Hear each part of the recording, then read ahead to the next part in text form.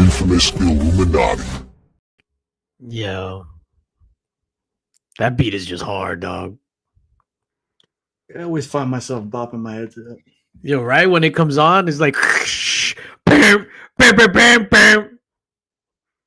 6 to midnight. Midnight to 6. 6:20 on a bad day. When you go limb. Half past 4. See? Oh shit! Half past 4. Yo, ladies and gentlemen, welcome to In the Mix. I am here with my fellow men's with 3 Z's. The first Z is capitalized.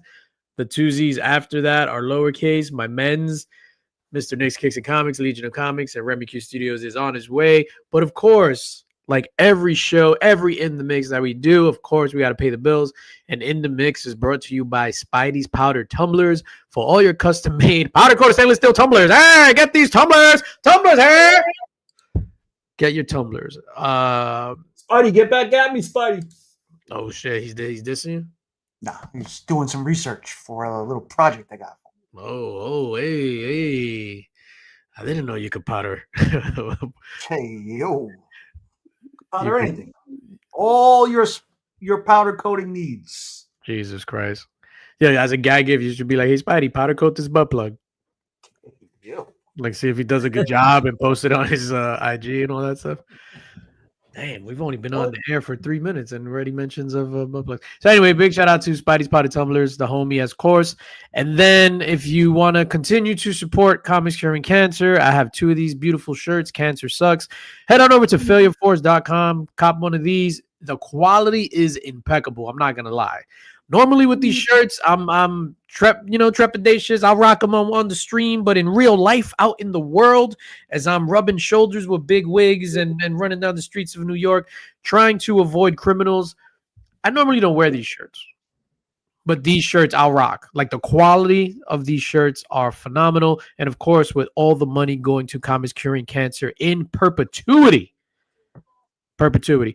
Speaking of Comics Curing Cancer, this is the wrong slide, but if you want, we have a bundle up on the bigcartel.com site, comicscuringcancer.bigcartel.com, the For the People bundle coined by Mr. Legion of Comics himself, which you'll get the art book, the Crow book, and the Sonic book, all for $30.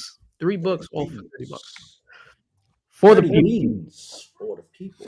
Yo, that's sick. That's madness. For the people. Happy Friday, gentlemen. How you guys doing? Yeah, thumbs up, thumbs down. Doing good. Yeah? Why are you so good? Talk to me. I feel overloaded with awesomeness from the season. Awesomeness from the season. It's the time of the year when, especially if you have kids, like, it's just like the best time of the year. So much fun stuff to do, and we do a lot of stuff, and I feel like it's been like a good kickoff as well. There's a lot of stuff that I'm into that I've been able to watch and do all while being busy at work and feeling accomplished. It's just been a lot of good. How about you, Nick? Every day above ground, my man. Every day above ground. Yo, I know the feeling. What a shitty starting point. Thanksgiving was last week. The Christmas season is upon us. We're gonna go get our Christmas tree tomorrow. Hell yeah. I got a beautiful gift in the mail just yesterday, and my guy right here, Dr. Von Hoot.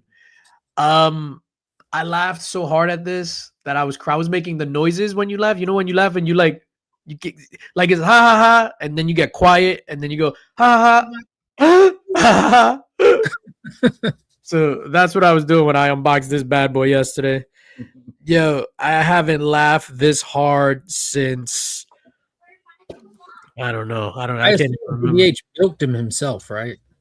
I would think so. I mean, if he didn't, then this is like all for naught. Hey, so let me just clarify. You were laughing like to a very forceful degree. What do you mean forceful? Describe. Like you were laughing so hard. Were you laughing to a very forceful degree, or were you? Oh God. All right, let's move on. Let's go. Yeah, let's Predator jizz, ladies and gentlemen. A big shout out to DVH for that. Yo, Tab, what's good, my dog? Good to see you. Las Crucias as always. JSS Brooklyn John in the house. What's going on? Ryan Riley. We are talking about the Diddy doc. We are talking about the Diddy doc. You guys saw it? No, but I heard it's #1 in America and in the UK. Yo, knocked out Stranger Things from the #1 spot on Netflix. Yo, Stranger Things, bro. We're gonna talk about that. Hold on, hold your horses, ladies and gentlemen. Let's get to it. Angel, what is going on? Yo, D Rotten, what's up? I was on D Rotten's podcast earlier in the week. Had a phenomenal time. That dude is just a barrel of laughs. Cool homie from right over in New Jersey. Yo, White Tiger, what is going on, my dude? Good to see you. Who else we got? Pops Attic in the building. What's up, Pops?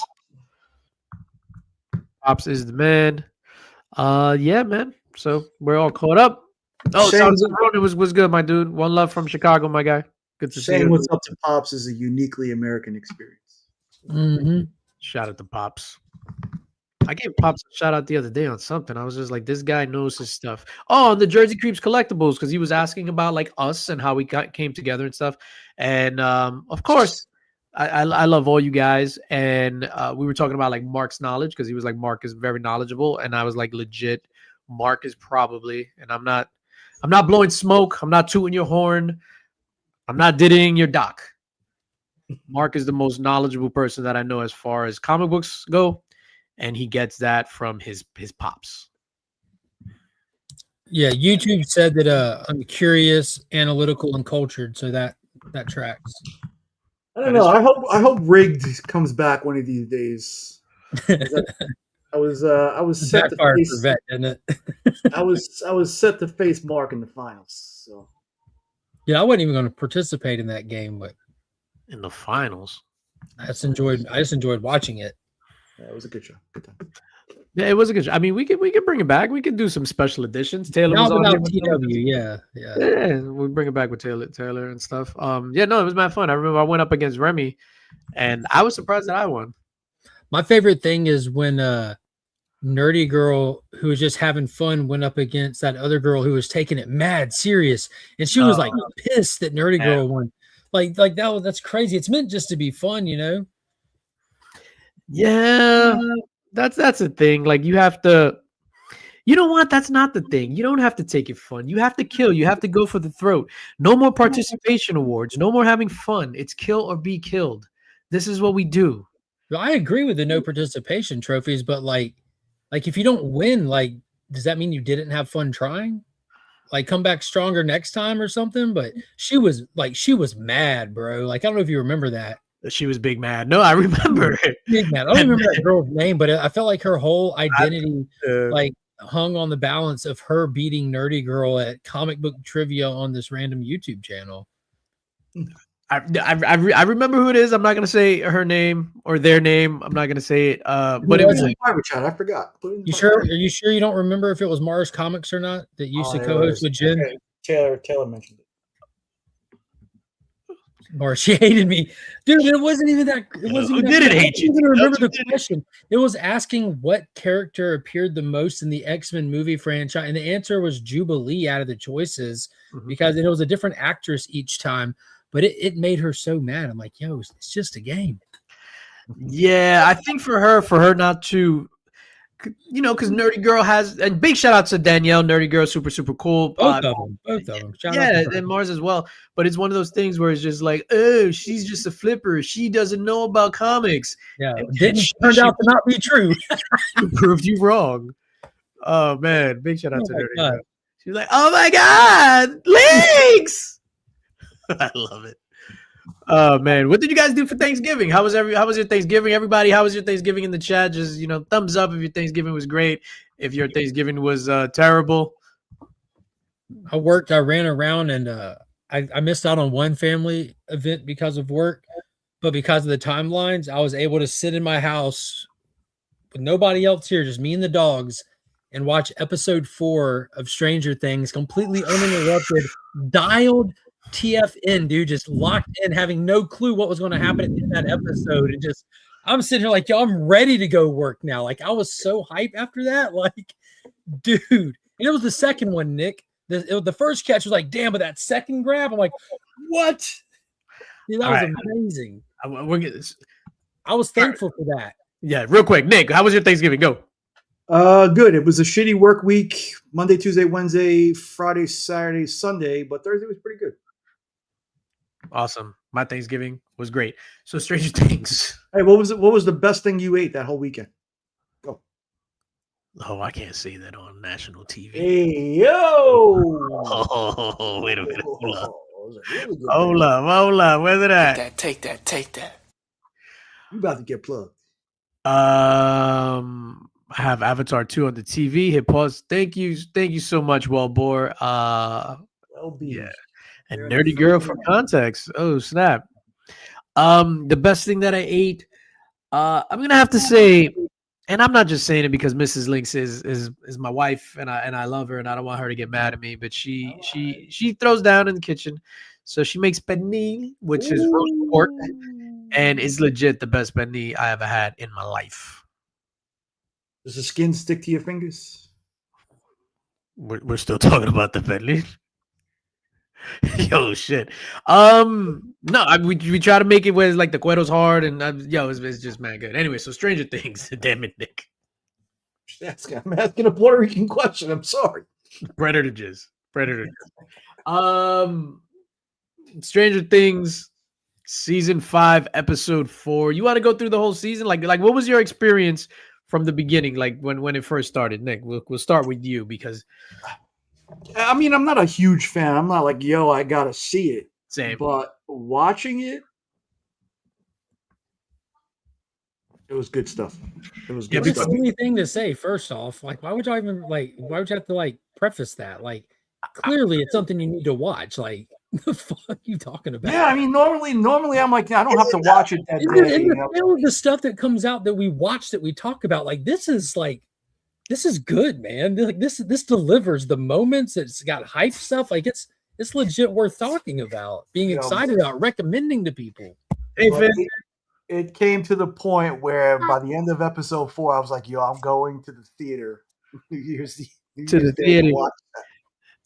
Yo, if it wasn't New Year's Eve, I would definitely have watched it in the theater. If it was another whatchamacallit. So this is how I'm watching this season. So I'm watching because, like Nick said, I'm not a crazy big fan of Stranger Things. So I'm playing my Marvel Contest of Champions that I've been playing for over 10 years on my phone. I'm playing it, episode 1, taking some breaks, episode 2. Yo, by the side of episode 3, my phone was down, man. Finn, what did you think of the last episode of Stranger Things where Will got his powers? That was intense. Why? Why the sound effects? Why? Because it was to match that intensity of your answer. Yeah, when it's a good answer. Sledge says Stranger Things, no thanks. D says Stranger Things is like this generation meets the Ghostbusters. Ghostbusters meets the Goonies. I mean, 11's even dressing like the Goonies. Yo, can I just go on record and say, I thought DJ was about to announce a sponsor of the day. I'm going to go on record and say I am over 11. Her storyline is repetitive, redundant. They stretched out her thing with Hopper, stretched it completely out. Pass on 11. Pass. You know what's weird? Is like she's making the least out of all of them. Money-wise? Money-wise. Nah, no, she's not. Everybody's up in like the 800,000 per episode range. David Harborough and Joyce. what's her face? They're topping. Yeah. She's making like 250, I think. No, Which is very so hard to believe. cumulative for the season. I just saw what they got paid for the season, not per episode. So, like Mark said, what's his name? David Harbour and Joyce are making 9.5.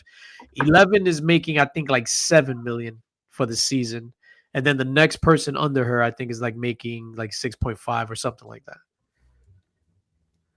Really? Mark, I saw 250 per episode. I saw. nah, I think 250 per an episode is kind of small. But anyway, I'm tired of 11. Mark, I know you love 11. You're a big 11 fan. You got the I same like hair. Millie Bobby Brown. Thanks mainly to the Monsterverse, though. So you get the same. Yeah, and I'm not talking about Millie Bobby Brown. I'm specifically talking about 11. Oh yeah, Dude, I don't have anything wrong with the character 11. I like the character 11. I don't think the show rests or hinges on her. I think they do a good job with an ensemble cast where you can have people that are like, I enjoy 11, and people are like, I don't care one way or another. There's so much more to the show than just 11. They've done a good job. Like, I care more about Steve and Dusty as the dynamic duo of the show than I do about anything else. Like, that's priority numero uno for me is Steve and Dusty as a tag team. That's what I get from it. Shout out to Dustin getting his ass beat. Asking for it too. At the cemetery. Yeah, he was like, he got his ass beat. Yeah. All right. So the big reveal with Will getting his powers. Yeah, I didn't see that coming. That was just amazing. Yeah, what was your reaction? Like, were you like, oh, yeah. Like, I'm sitting there like shaking my dog. I'm like, can you believe this? It was trying to sleep. It was time to sleep. It's shaking it. What is that? You gave him the sudden well, the SIDS? Sudden infant death syndrome? Yeah, to the dog. The shaken baby syndrome. Yeah, there you go. The trouble with 11 is they lend on her a lot to make saves. And yes, exactly, DVH. Nick, what was your reaction to Will getting powers? Were you like, go Will, hey? No, I wasn't. I said, hey, may I call you Mr. Ozima? Oh shit. Mister? No, again, it was a cool moment, but I'm not vested in it like that. I thought it was cool. I thought it was like, yeah, I was hyped for the next episode. I think they did a great job making Will he's such a throwaway character through all of this. Like the first season, he wasn't even there. He's kidnapped the whole time. The second season, he's just like the catalyst for the Upside Down. Like he's just present with flip-flopping through it. You know, the third season, no one even remembers what he did the third season. The fourth season, he's just the whiny kid who's out of town, you know, like. And then now finally crying like this in the car. Yeah. So finally they take him from zero to hero, from nothing at all to front runner, from the weird kid with the haircut to like put him up as like a thirst trap character, like with that last shot. You know, like that's impressive because his acting skills in season 4 like was really terrible. Like because all these kids had kid actor ability, and that's pretty forgiving when you're watching as an adult. You're like, they're just kids. But they hit that age where some of them started to get their skills before others. And it looked like Will was getting no skills. And then he comes back in this season. It's like, with he's all the really skills. didn't work. Like, with all the skills. Yeah, it's funny because obviously, like back then, like Millie Bobby Brown, like her acting was top notch out of all of them. And then now Will, the rest of them are just still like kid actors. Like they really haven't come into their own. I was really surprised by Will getting his powers. But speaking to America Chavez, that's my daughter. Shout out to America Chavez. She could, throw people through the multiverse at will. She went to go see the play on Broadway. Oh, yeah. The prequel? Yeah, so the prequel play. So she was kind of like, she was kind of pissed because a lot of the stuff it almost spoils it a little bit this season because a lot of it is like Vecna's backstory. And you saw in the scene where they were in the school and Joyce, a young Joyce, was putting on the Oklahoma play and stuff. So that's what the play is about, them school and stuff like that. Yeah, I was excited by that. And then what kind of really intrigued me was when Vecna goes up to Will and grabs him gingerly and says, "You'll be my first." So what does that mean to you before I go into my theory? When he's like, "You'll be my first." Well, where did he grab him? Season 1. The crotch, Nick. The crotch. Go ahead. I mean different things. So he grabbed him like that on the face. He's like, "You'll be my first." So I took that as what we're seeing him do in this season, taking all the kids, hooking them up to this air quotes here machine. I think Will was going to be the first one he was plugging in back then, and his plans got thwarted until later. Now he's finishing his plan out. If you're asking if that's what you mean. His first gay lover, possibly. Possibly. That's some Bill Cosby shit. I think there's kind of like a duality between Vecna and Brenna. You're saying Vecna? Vecna with an R. Vecna. Vecna. My bad. Yo, Vecna. I like Vecna. Yeah, Vecna. No, Isn't that a Ghostbuster? no, that's Venkman. That's Peter Venkman. It's Vecna when he's in the flashbacks when he got the glasses on and the hat. That's Vecna. Henry Vecna at your Vecna. service. Minotaur Vecna. Minotaur. Vecna. Ah, I say. don't know why that stuck with you so much, Nick. Oh shit! I think there's a parallel between Vecna and Brenner, where how Brenner was using all the kids to make his like little army. So Vecna was trying to do the same. In my mind, Vecna's trying to do the same, and Will is his first. For me, and I was telling Jersey Creeps the other day, I think they not that they fucked up, but they kind of messed up. I'll say who fucked? No. When they showed a young Henry scared to go into the tunnel thing. A cave. Into the cave. So they showed a young Henry scared to go into the cave. So in my mind, that says there's a bigger threat. There's something that he's afraid of. So now, being that this is just episode 4, and there's mad episodes left to go, there has to build some buildup. So I'm thinking Vecna, not Vecna, Vecna this time. In my mind, he's trying to recruit these kids or something to almost form like an Avengers type thing to go up against something bigger. So I'm guessing like the Mind Flayer. We're gonna train a bunch of these kids to fight a bunch of people with rage after the world goes to shit. That's what I'm thinking, because they already or else they wouldn't have shown him afraid of something, because by them doing that, there's a bigger threat. I just take that as as soon as I saw him afraid to go in that cave, I'm like, oh, something bad happened to him in that cave. And what I take it as is I think Will is the catch here. So the way that the whole explanation of the Upside Down has slowly unfolded as it goes, like with season 1, we were led to believe that these MK Ultra experiment kids opened a doorway to another realm with their psionic powers. What we've since learned is these people weren't developed powers. They got powers from contact with the Upside Down. It predates their powers. I think that cave is going to be Henry's first experience with the Upside Down, and that's why he was later taken to the lab as number 1, because he got the powers from whatever happens in that cave that scared the shit out of him. Mm-hmm. Yeah, that's what I did. Yo, Sledge says this whole thing is gonna end with it just being their D&D game. A lot of people are projecting that, because I would no. Stay with me here. You have to roll like a D20 is like the highest roll. So you have 11. They just brought 8 back, and then you got Vecna, and then you're throwing like Will in there or some shit. No, it's 11, 8, and Vecna makes 20, and like them going against the Mind Flayer or going against Will, we're all hyped for Will now, but what if he's just avataring for the Mind Flayer again? That's true. If Will's like the actual big bad. Why is 6 afraid of 7? Because 7, 8, 9. Like me and Nick knew just like Yo, when we went to Raw, like our seats, it's just like somebody said that, was like, huh? Oh no, the people behind us said it. Then we looked at our seats, and it was just like whatever. Our seats were whatever, row B, seats 6 and 7. You think there's gonna be some time travel elements to this? Because that whole thing about the whatever it's called, the book, the Stitch in Time, Travel Time. that's the theory that they have, that what Vecna is up to. Like, because they do that with their teacher a lot, where he shows a scientific explanation for something, and then that's what they're dealing with in the show. And you show the wormhole, and then Will drew on the barn door what he saw that Vecna was creating, and it kind of mirrors that wormhole. And a lot of people are theorizing that Vecna is attempting to pull off a maneuver and travel back in time to pre-cave era, before he experienced any of this shit, trying to get back to before he was all messed up.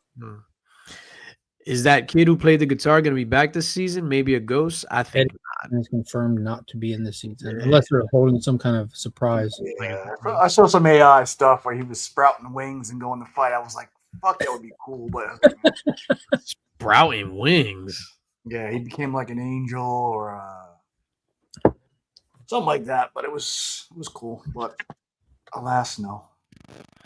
Yeah, I hope they don't bring him back. I think that's dumb. Yeah, I don't know. I was really excited for it, man. And like going forward now, I'm like hype.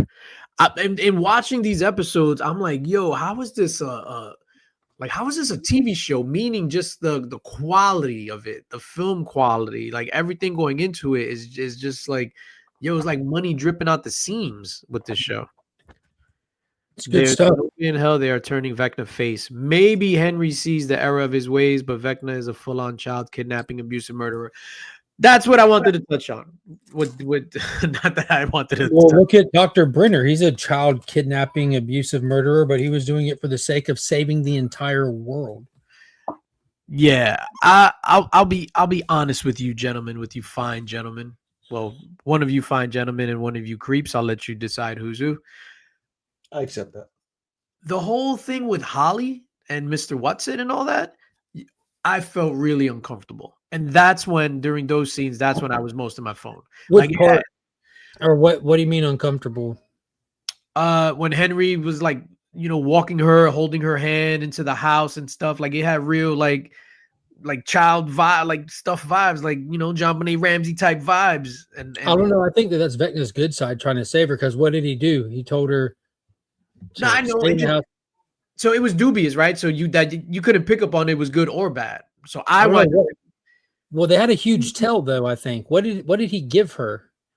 The boombox. The boombox, yeah, in the mailbox. And we all know how important music is. Which would be the only way to get her out of there in an emergency. He gave her that, and he didn't hand it to her. He put it in the mailbox, making her check the mailbox, knowing that she'll now know to check the mailbox where she got the letter from Max. So he basically primed her to go find Max or get.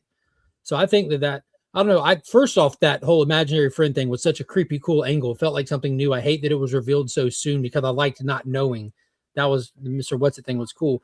But I think that that's a side of his subconscious that he's not in control. Like Vecna's side is not in control of. I think that's what good is left in him fighting against himself. So I don't think they're going to necessarily turn Vecna face, but I think that there's more to him than just one side because how you have these different layers of him. What up, Remy Q? No intro? Hold up. I know I fucked up. That's my bad. Slipping dog. Surprise, motherfucker.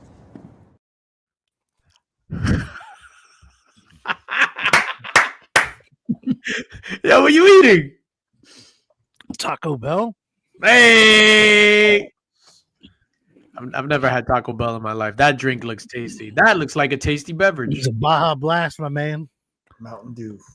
Kind of put Taco Bell on the map, to be honest with you. It's no big deal, but They got that Sweet Lightning by me. Sweet Lightning Mountain Dew is one of the best things I've ever tasted in my life.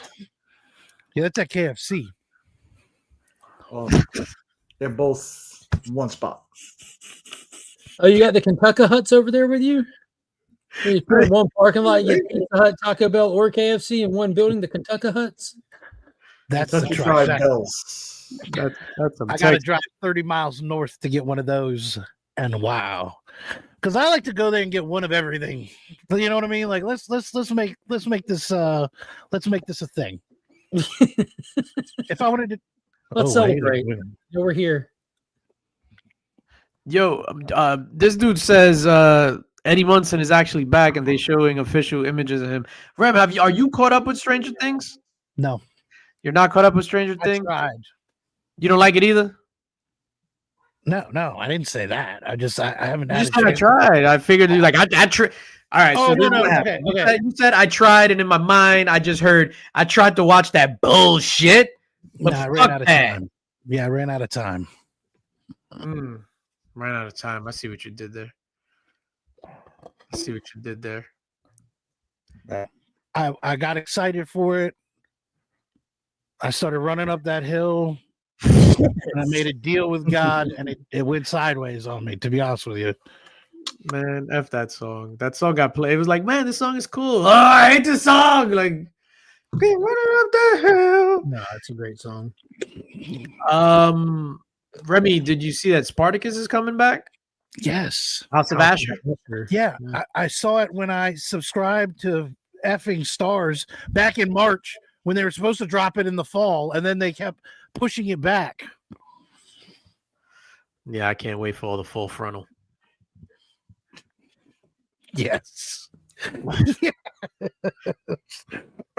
That's how you. That's how, I mean, Nick. Like, why you laughing? That's how you know. Like, I'm laughing just because it's a pretty good segue from Kate Bush to Full Frontal.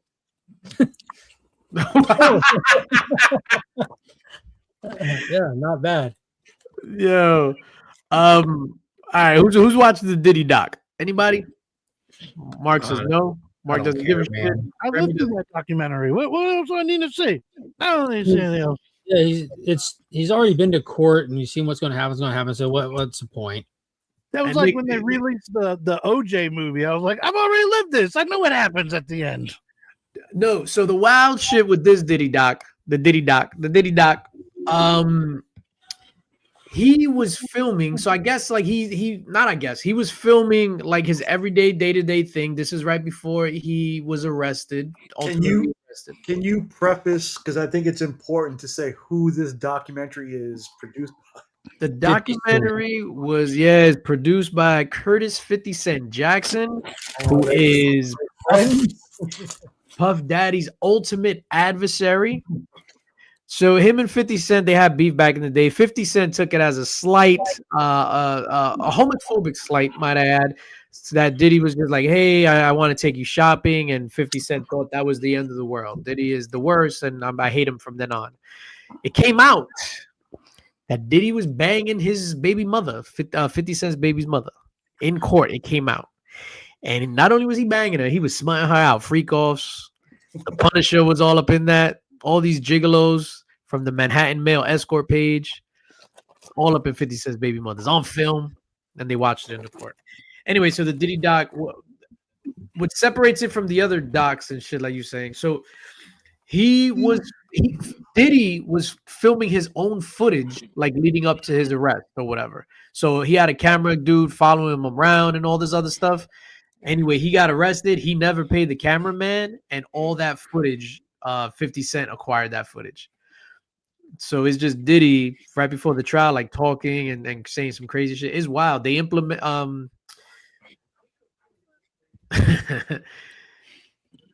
they, what do you call that? Not implement.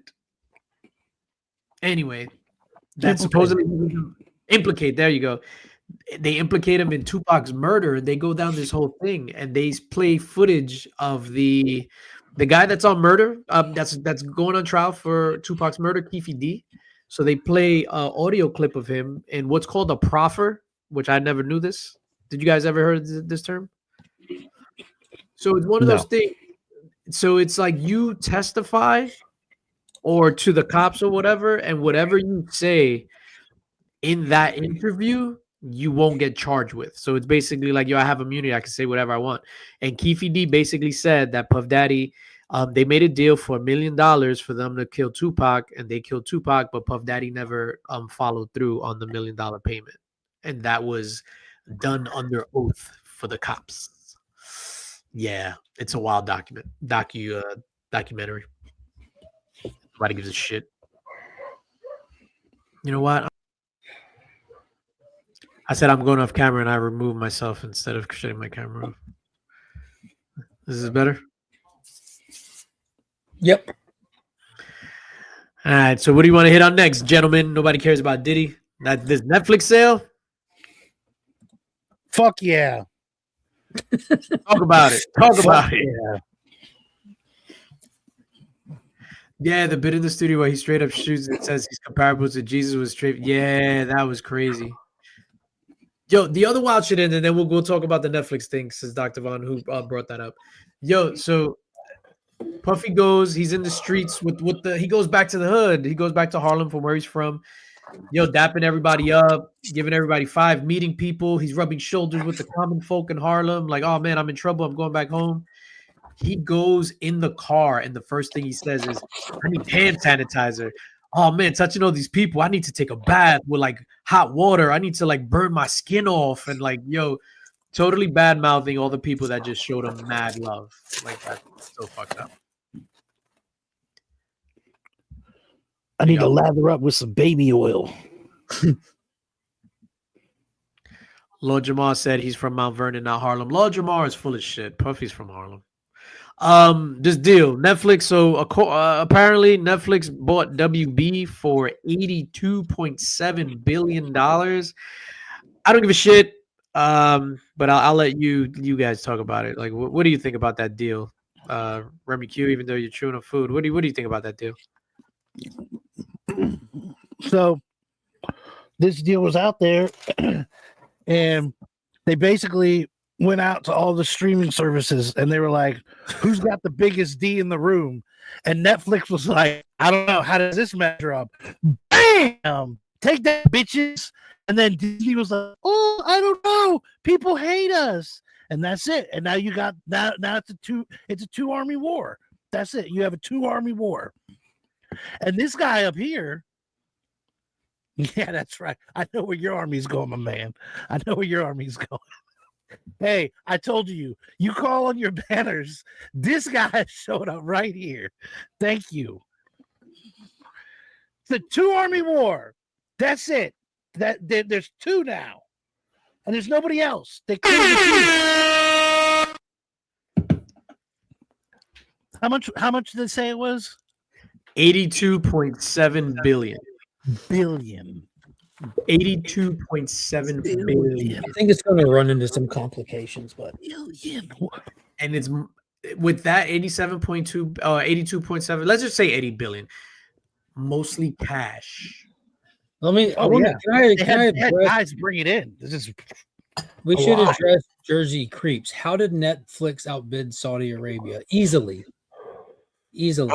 I thought we were talking about how much DJ Linx paid to get bread and butter. I'm sorry.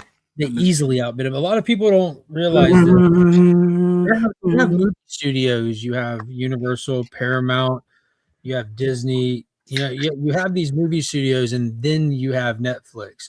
Disney's been the mega giant amongst them for a long time now. Disney's bought out other companies. They've merged with other companies, so much so that antitrust laws got triggered. And when they bought 20th Century Fox, they were not allowed to buy all of 20th Century Fox. It had to be broken down into separate companies, and they were able to acquire pieces of it. That being said, Disney is the behemoth, the behemoth in the industry. Netflix still more than 2X them on the market. Just from being a solo streaming service. That's how big Netflix is before this. Remy Q, go. So Disney was at the table. Yes. And they served them a Disney style mug of coffee. And when Netflix dropped their D on the table, it shook with so much fury, it spilt over and cracked in half. There is no more mouse. There's no more mouse. Nah, the Mouse has been cracked. The mouse is still there. The mouse is definitely still there. So for context, army war now. Like for context, like the mouse got his shit pushed in. Paramount's global market cap is like 8.9 billion. That's Paramount's market value. Universal Pictures 100 billion. Universal's pretty big. Disney's like 189, 190. Netflix is over 425 billion. That's crazy. They're massive, bro. Massive. So when they wanted to do all this, like because of the size of Paramount, it looked like it would be an easier merger because you're merging smaller companies to make a compatible company in a market. Universal knew like, well, we can bring the Saudis in who don't actually have money right now. They just made some kind of insane 400 billion or $1 trillion investment here in America, which you're having to lend for the first time in decades to do that. So hey, Netflix coming in and just switching up the game, saying, well, we'll buy it, and then saying, you know what, we'll even use cash. They're like, fuck, yeah. Is that price comparing just the streaming services or both companies? Why is your camera off? Bro, that's I'm eating. Oh, you're eating. You eating glizzies? Yeah, hey, turn the camera on. Come on, man. Nick, that's not streaming services. That's the entirety of the companies. Netflix is only a streaming service, but the Walt Disney Company as a whole isn't even half of Netflix. Really? That's when did that happen? Bro, I don't know. Over the past 5 years? Happened when they started shutting down places like fucking Blockbuster. You know how many late fees? You know what? Under the rug when they put Blockbuster out of business. You know what I think a lot of well, maybe I'm wrong, but a lot of the valuation also comes from that drove up Netflix stock, all the international things that they're adding to Netflix and like those markets. Like, You mean it's not uniquely an American thing? it's not uniquely an American thing. So on Netflix, there's a humongous like it's not even Bollywood. It's like all these Indian movies from India. There's a big Asian market within Netflix. Like it's Germany. Like yo, Dark. Like all those Troll 2. Did it drop yet? Yeah. Oh, I need to see that. Seen that giant hairy dick on my landing page a couple times already. Like, why is this troll swinging meat on my landing page? Imagine you're driving and then like a troll just drops in front of you and hits your Volkswagen with that thing. Swinging meat. Yeah, Swinging meat. You know what I would say? That was Netflix. We know. We mentioned that earlier. Confirmed by the Duffers. Yeah. No, but Joe actually just called the Duffer brothers. This is they didn't. They didn't. The actor is busy filming Avengers D-Day. All right, so everybody's talking about it. We all have our thoughts. The whole thing with Netflix now buying WB. People, I don't know. There's a lot of talk about bring the Snyderverse back. So specifically for the DC properties, like what would you want to see happen? Like specifically that. So we got people saying, yeah, the Snyderverse is back because there's a lot of speculation with Zack Snyder posting all these images from Snyderverse stuff. Fantastic. Hi, Monkey. Fantastic Wonder Woman pic that he put up today. Hello. Hi. What would you like to see happen with the DC properties? I don't know. Remy or Nick, you want to start first? I mean, other than the Snyderverse, what's really the word about? I'd like to see an animated finale to Justice League, and I'm good with that. Leave it at that. But if it's the original script, I don't want to see anything. He's got to fix that script. Yeah. I mean, I guess as the other Snyderverse super fan on here, let the Snyderverse die. Like, let it die. Like, I could get behind animated part 3 to the Justice League or whatever. Like, I could get behind that. But as far as that, like it's one and done. I'll go on record. It's funny, and I was thinking about making a video on this, but I was just like, you know what? I'm not gonna make because that's not my thing. Why animated though? So you can get it out quicker. I just don't want to. I don't think you need to bring back. They're done. It's over. It's been done. I think it'd be cool to get the second half to that in an animated feature. You don't have to spend a lot of money on it. You don't have to get the original voice actors back.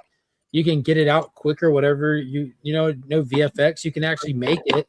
And the diehard fans are the only ones that really want it. And I can't imagine a diehard fan not being happy with just getting the story just to see how it plays out. I don't have to have. What up, J-Man? All that stuff. Yeah. So a 6-hour animated movie. 6. It better be 8. Yo, I'll go one further. And with Zack Snyder's Justice League being legit one of my favorite movies of all time, I think it's the most complete comic book epic ever. Mm-hmm. I think release the Snyder Cut, the hashtag. I think for WB, them to actually do that and throw down another $20 million to have the movie finished, I think that might have been one of the dumbest decisions in movie history, in Hollywood history.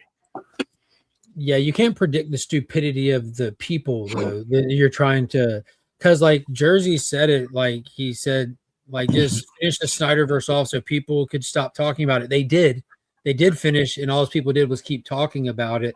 And now it's a bunch of post-release fans that just found some kind of unity in being shitty people on the internet. These aren't people that were there watching Man of Steel or BVS. They weren't going to the theater supporting this when it came out. These people came to discover this shit like post-release and everything. And they're weird individuals that are ruining a good thing for normal-headed fans. It's fucking crazy. So if you give them anything, they'll just scream louder and cry harder and bitch more. Remy passes on it, of course. No, I need to grab something. Oh. I thought you passed on this. That's funny. No, you were saying, I'm sorry, I cut you off with my laughter. No, that was it. Like if you do something for them beyond just doing some kind of little animated one-off Elseworld thing just for funsies, they're gonna be like, "We're so back, fuck James Gunn, blah blah blah." Like, it's crazy to me. 1000%. It's pro wrestling fan syndrome. If they get their way, they think they will always get their way. That's why, like in retrospect, I think it was one of the dumbest movie decisions, or the dumbest decisions by a movie studio to release the Snyder Cut. And obviously what we got from that was magic, but you can't dictate, because if you put out a piece of work, even though that piece of work was trash, that's still like that piece of work that you put out. Either whatever, like if you can't let your audience dictate, especially after you invested $200 million in something, to be like, yeah, you're right, let's go back and do the other thing. It was just such a dumb decision. It's such a unique scenario though, and I think for it, an unusual amount of normies were aware of the scenario and the situation, that it did kind of have an open doorway to do something, and especially with the timing and the kickoff of HBO Max having that special piece of property that you can put on there. I think it was a unique scenario to go back and do it again, like releasing the Air cut for Suicide Squad, which a lot of people do that hashtag out there, the same. And I would love to see the Air cut. I love David Ayer's style of directing and vision and everything. And I'm fully aware of how that was post altered and stuff, but I'm fine with what I got with that. That would be crazy to go back and change that. But Snyder's, I think the Justice League was such a unique scenario that it warranted that exception. And I think to do anything else is like what you and DBH said. It's just going to fan the flames of the crazy people, make them worse. Yeah, it's one of those things. I mean, if you get a movie, you're paying for you go to the theater, you're paying to watch a movie. You're not paying to watch a good movie or a bad movie. You're paying to watch a movie. You're paying for that experience. So, what do you got there, sir? Remy Q with the unboxing. Let's go! Oh, shit. You got to make it entertaining. J-Med says, here's the thing about that. That movie could never have been in the theater. Theaters can never have a 4-hour movie or they'd close. And as awesome as it was, of course, it would be better. You got to see what didn't work and make improvements. Yeah, I'm excited about this package right here. Dude, I'm all for a 4-hour movie, and I'm not against the idea of an intermission. I think there's nothing wrong with having a long, like even Avatar, that's not 4 hours, but it breaks 3. I don't think there's anything wrong with having an intermission in a movie like that. Like that was not unheard of in a lot of productions and theater experiences outside of just traditional American movies. They do have intermissions in almost anything. Like it's not weird. Go refill your drink, go use the restroom, stretch your legs for a minute. The last movie I saw with the intermission was The Hateful Eight. That's the Broadway way to do things anyway. Wow. Okay. What you got? Is it Predator jizz? No, I got the Predator jizz. Straight from the source. Well, this is the nice. Let's see the naughty. Oh, these are Chikari's? Dude, in the Remy Q student now. Right. Oh, that's not Shikari. That's Phoenix. The other one's on the back. Oh, okay. Oh, yo, Spidey. Oh, yeah. She looks like she's waiting for something. What is she waiting for? Waiting for that webbing. Oh, shit, for the web shooter? Whip? The Peter tingle. She's like, I want somebody to give it to me. And Spider-Man was like, I'm your Huckleberry. Oh, I completely Hey! there's more than one screening room. You know what I mean? Every movie shouldn't be 4 hours, but there should be spectacles out there. I mean, think of the longest movies you can think of are some of the most successful movies in history of cinema. And I'm not saying all movies should be like that, but when you know you're making something epic and you're putting both feet in it, you're creating something that you know is going to reverberate through the masses. There's no way you can do that in 90 minutes. That's fucking crazy to assume. Yeah, but it's true from a business perspective, just the turnover. Yeah, but that's why you have a lot of screens. You know, like you can be playing your Zootopia 2 over there, and you can play your whatever. You can play the Odyssey, Christopher Nolan's The Odyssey 3 times a day right here, and it can be full every time. While the movie next door, it doesn't matter if you play it 15 times a day, it didn't sell as many tickets as one showing of The Odyssey did. If you have something epic, go big. What is that? Christmas next year? Nah, summer. It's Yeah. like a July, like the middle of July, I think. A theater has to have Universal, WB, Disney movies on the same screens, on some screens. Yeah, the IMAX contract has WB locked in through like up to like 2028 or something even. Yeah, Bollywood movies are routinely 4 hours and they sell out tickets in India just fine. You know what? It dawned on me today, like all of the people that say I hate going to the theater because people be pulling out their phone and shit like that. They sit at home and look at their phone while they watch movies instead of going to the theater. What? The people that you hear, like even Nick has been guilty of complaining about it. This guy, right? This guy? People pull out their phones but yet we sit at home every day and look at TV or watch something. We're looking at our phone, like you were talking about doing it during Stranger Things. You know, you're playing like. But that's not. People said I'd go see a long movie if I have like a funnel or whatever in a bottle. Like, dude, I go every day of my life without taking a piss every 2 hours. Like I think everyone does. Nobody pisses every 2 hours. Period. Speak for yourself. Nobody does. Matter of fact, that's my reminder. Like my kids are little. They got small bladders. They don't even pee that much.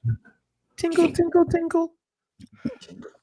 So I watched Tombstone. Fire.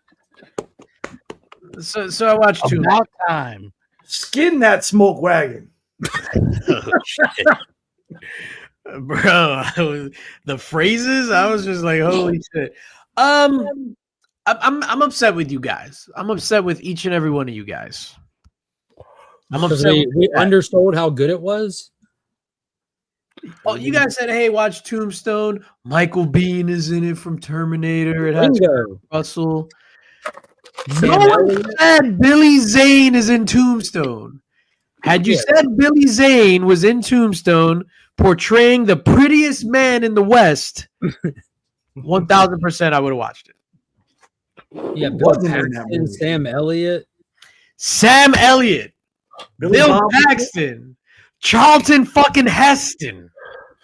Nobody told me about this. Hey, Kurt Russell's in it and Michael Biehn, man. Dude, all we should have had to say is Val Kilmer gives his best performance. Go see it. And you should have been like, I'm on the way. But 1 year later. Yeah, I admit I dragged my feet on this. Powers Booth. Once Powers Booth rolled up right in the beginning, I'm a big fan of Powers Booth. Why? From I know who he is. Why? Deadwood. No, not even Deadwood. From Sin City. So he was in Sin City, and Powers Booth. Terry O'Quinn, my guy John Locke, a young fat Billy Bob Thornton. I was just like, is that Landman? That is Landman. Yo, I was just like, what is going on? Nobody told me about this. So I blame each and every one of you for underselling me about this. I blame each and every one of you for underselling how awesome Tombstone was. Hey, you should watch Tombstone. It's pretty good. That's what you sounded like. Doc, why are you doing all this? Well, Wyatt Earp is my friend. Hell, I got plenty of friends, Doc. Well, I don't. How dude. Just amazing. Yeah, Val Kilmer. Yeah, Val Kilmer. Ringo, I was just playing about all that. Well, I wasn't. Yeah, he was like, well, I was. It's funny. He was like, my beef ain't with you. He was like, Ringo, it's not. Well, I don't know. Should I hate him? J-Med says, DJ, we could be friends again. DVH over here said, did you watch Unforgiven? I saw Unforgiven. Yo, I saw it in the theater. I don't remember anything of it. So even though I was to watch it right now, I'm like, what is this again? That was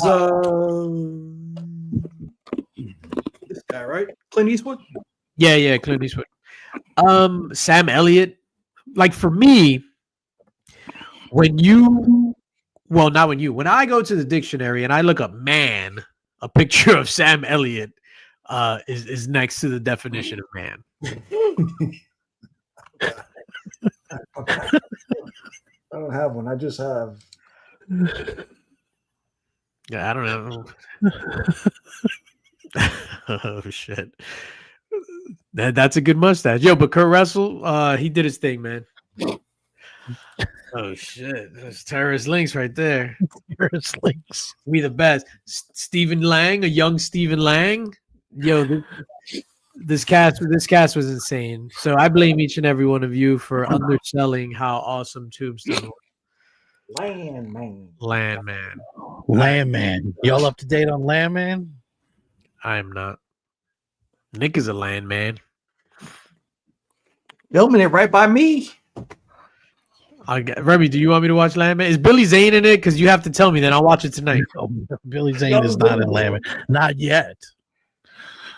Not yet. If they're lucky, they can book Billy Zane for that. Did you see the pictures of Billy Zane as Marlon Brando on the set of the Marlon Brando movie? Yeah. Now I have notifications up, so I hooked it up through AI that anytime something comes up about Billy Zane, it automatically shoots it into my feed. You one of those AI dudes.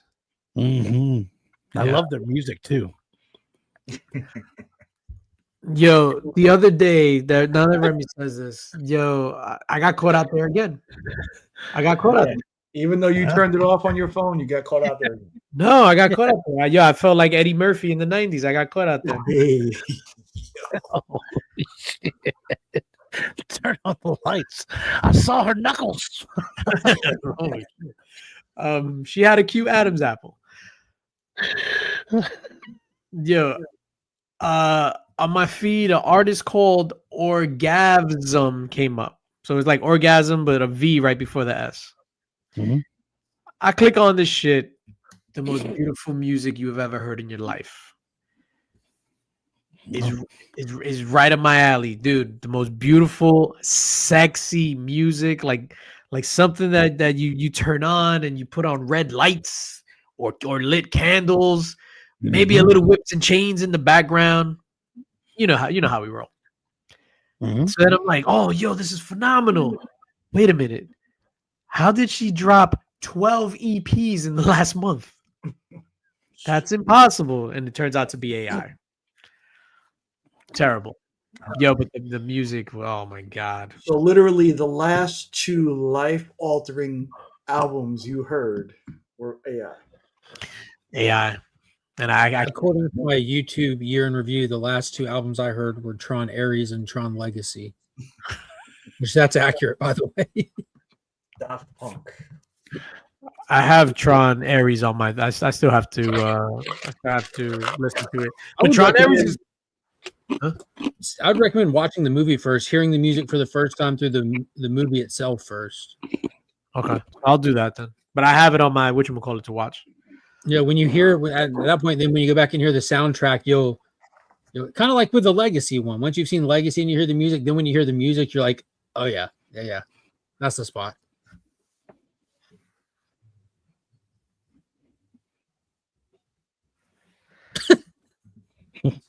Can you drop the link to the Cartel Shop? Is that still available in the Cartel Shop?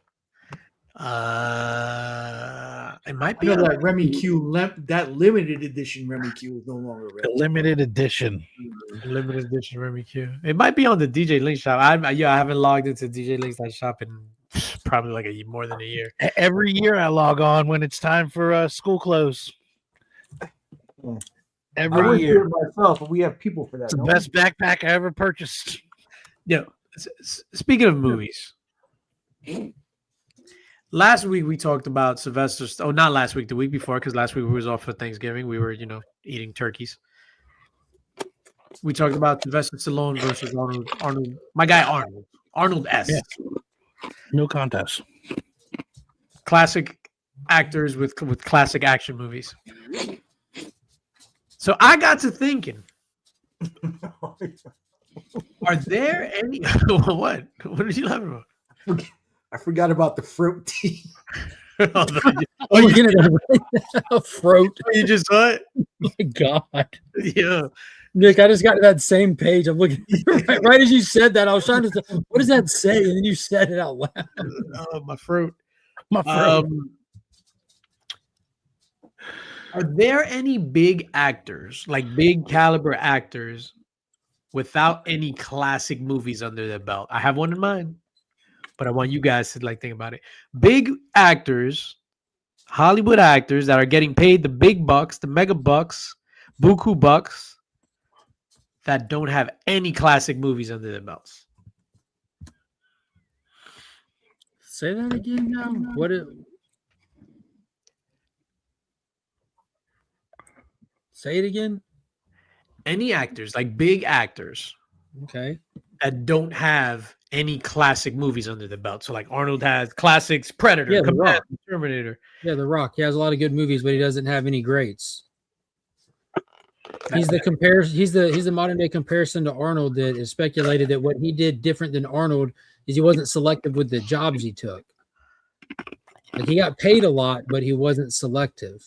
He's got some fun movies. He's got no Terminator 2s.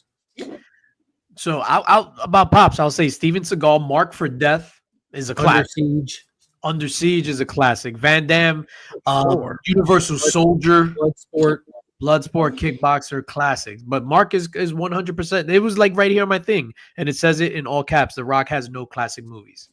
The Rundown?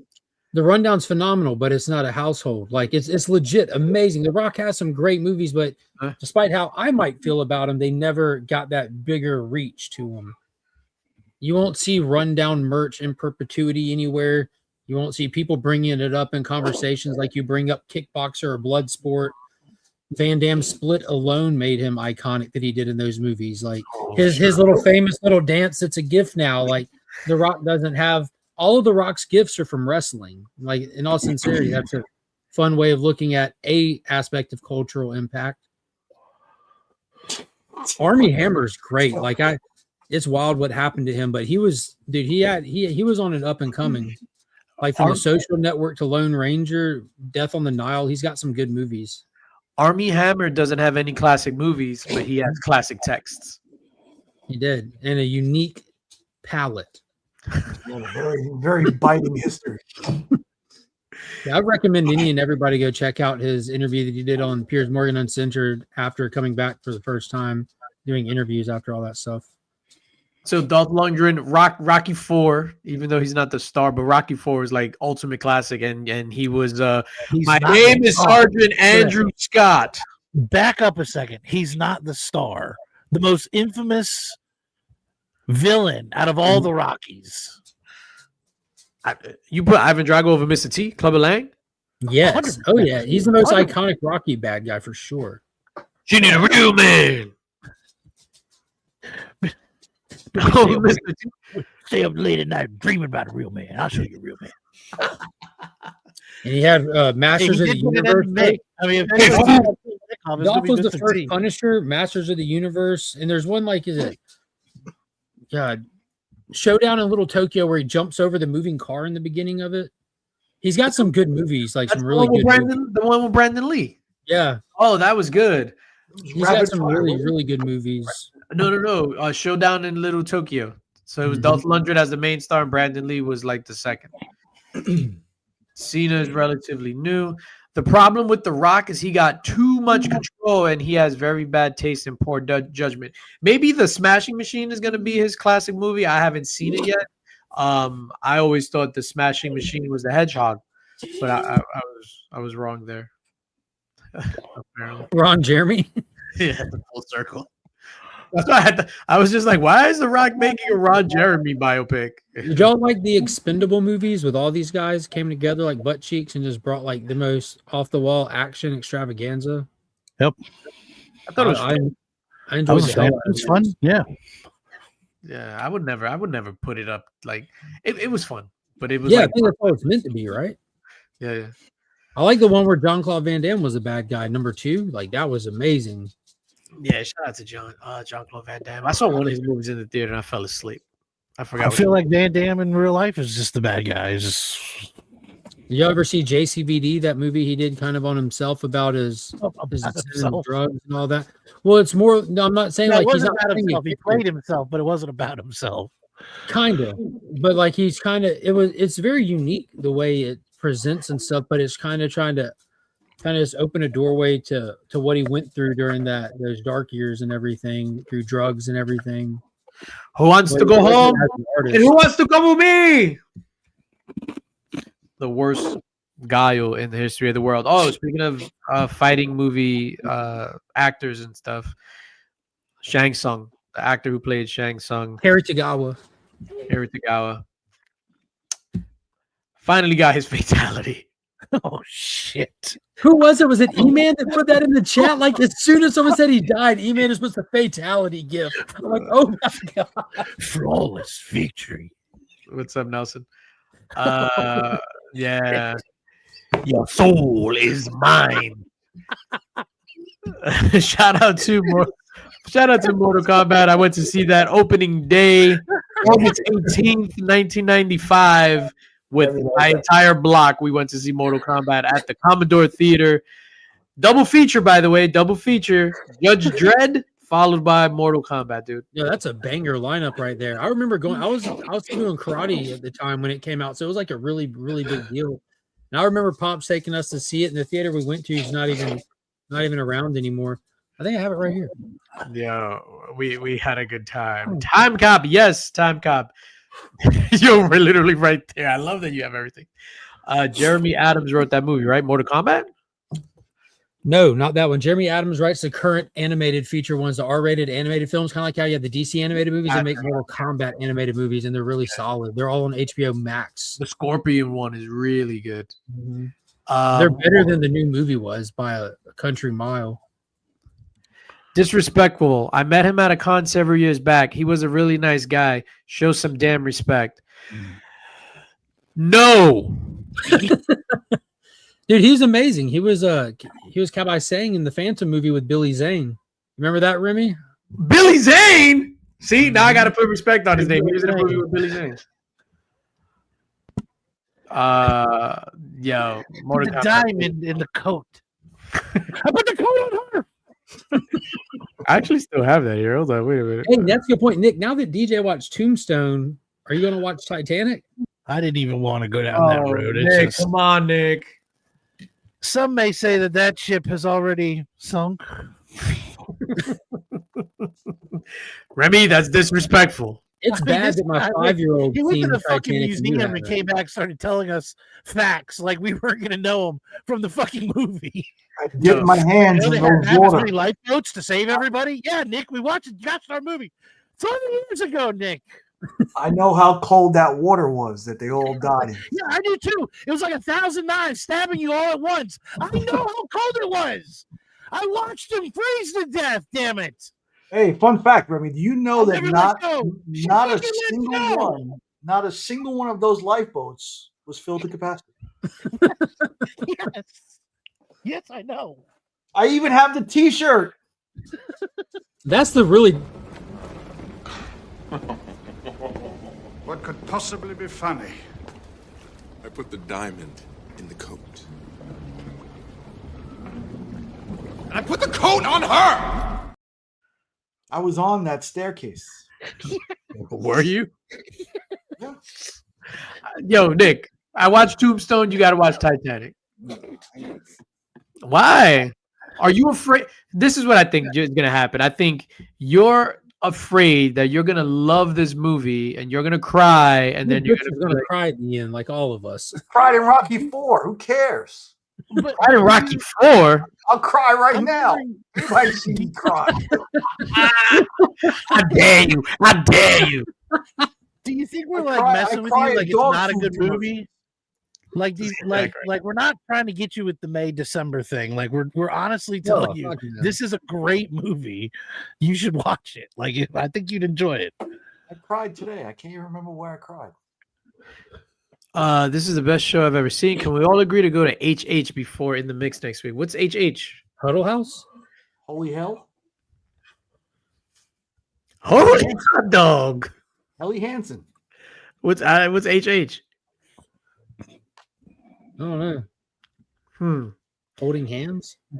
Happy hour. Where? All right, you tell us where we're gonna meet. I cried at the start of sudden death. I was in a dark place.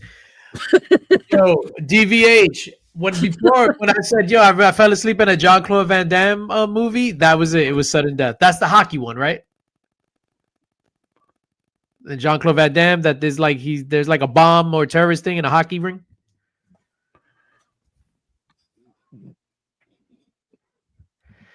My mom and sisters cried over Titanic. I was bored out of my mind. Only good thing was Rose naked. Nuff said. Yeah, the movie is phenomenal. Show some damn respect for the female form, dude. sure. It's just like with Avatar. I honestly don't even find it worth addressing when somebody speaks negatively of James Cameron films. It just doesn't even comport with reality. Austin LeMay is here, ladies and gentlemen. Austin. Yeah, hockey diehard, sudden death. I fell asleep in that, and I fell asleep in Die Hard. the Quest. That's 3 funny words in an order. I did not expect. Nick, come on, man. Yo, please, for me, for Christmas. That's all I want. Listen, I tell you, if you want to do it at Heroes Con, if you want to stage a screening at Heroes Con, You want me to bring the projector? If you want to all get in your jammy jams, we'll meet in somebody's room and watch it. I can bring a projector. We can just blast it on the wall somewhere. Nick wants to see Titanic ding. You want to show it at the booth? Like, show it at the booth. That made me think because, like, that's one of those movies that circulates back in theaters from time to time because it actually has a massive cultural imprint. A lot of people want to see it for the first time on the big screen or go see it again. They're taking Avengers Endgame back to the theater. And sometimes they do this because they want to kind of boost up the numbers for market, but it also gives people the opportunity to go see it again. Do you expect people to turn out and go out to see Avengers Endgame in theaters again, being it hadn't really been that long? I wouldn't go see it again. I wouldn't see it in the theater again. I wouldn't either. But to be fair, like, I haven't gone back and seen any of the Avatars in theaters again. Granted, I see them multiple times when they come out. But that's something that I'm big on with the theater experience. But I wanted to see this weekend the Kill Bill, the whole bloody affair in the theater. That'd be cool. Yeah, I wanted to see that.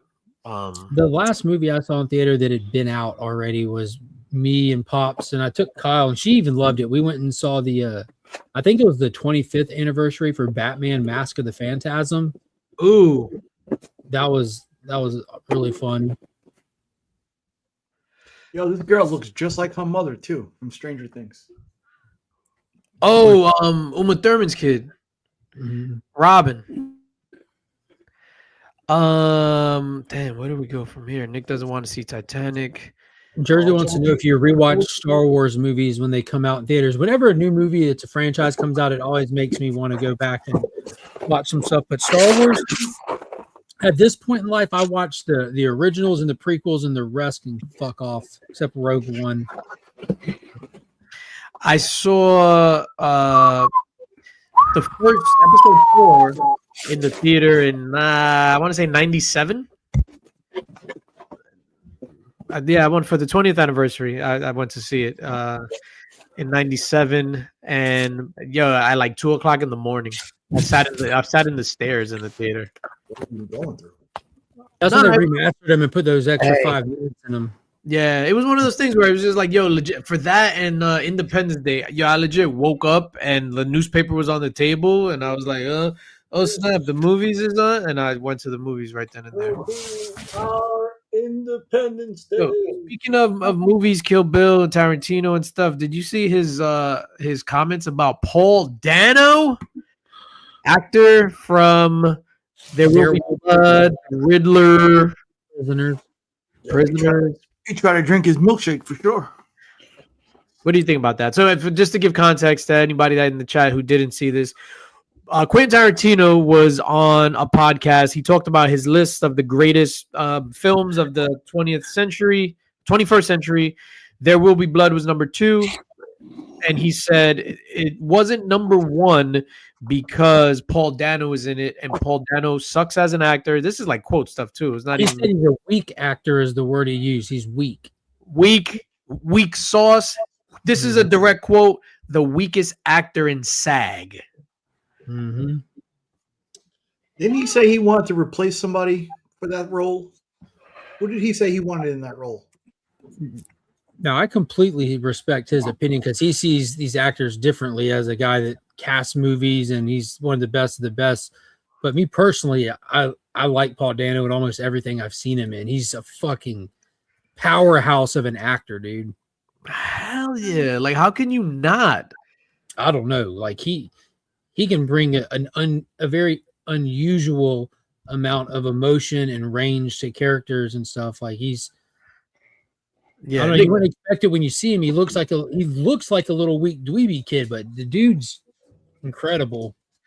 Nick, did you see T-Dub says Little Miss Sunshine is fantastic. Yo, Prisoners, like, yo, even his turn as the Riddler. The Riddler was great. No. Like that crash out scene was He crazy. said he would have rather seen Austin Butler in that role. Austin Butler would have been like 7 at the time. Nah, yeah, Paul Dano did fantastic in There Will Be Blood, but in anybody's defense, next to Daniel Day-Lewis in that movie, you're gonna be weak. Like, it's literally one of the greatest performances ever in the history of cinema. I mean, it wasn't really a great movie. I think the performances drove it. Nah, you bugging, dude. That's the point. Yeah. I mean, story-wise, it wasn't a great story. So here's what I feel about There Will Be Blood, and I felt the same way about No Country for Old Men. On first view, I was just like, "What is this shit?" On second view, for both, I was just like, "Holy hell, this is like the greatest thing since sliced bread." And you all know how I feel about sliced bread. You're a big fan. You're a huge fan of sliced bread. There Will Be Blood is phenomenal. Damn, it's 10:18 already. What the deuce? Just keep it going. Yo, let me ask you guys a question, man. And this might be a controversial topic, so I apologize in advance to the chat and stuff like that. But we're gonna have an adult conversation about this. The other day, I read a book. I think I talked about it a little bit on Legion Slayer this morning. Devil on Her Shoulder. So it's a book about a woman that gets abducted and she's getting beaten, tortured, and she escapes at the end, or whatever the case may be, so she can exact revenge in the coming issues. In this comic, as soon as you turn the cover, is a full page trigger warning of everything that's coming into the whatchamacallit. Spoilers? Lame. Trigger warning. So then I'm like watching the movies, and then I'm watching whatever, and right before, it's literally like the trigger warning of everything that not the movie, The Devil in Disguise, the John Wayne Gacy show. So right before it's the trigger warning. Then it's just like, here's the number for any, if you need to talk to somebody, like right before it, and all this stuff.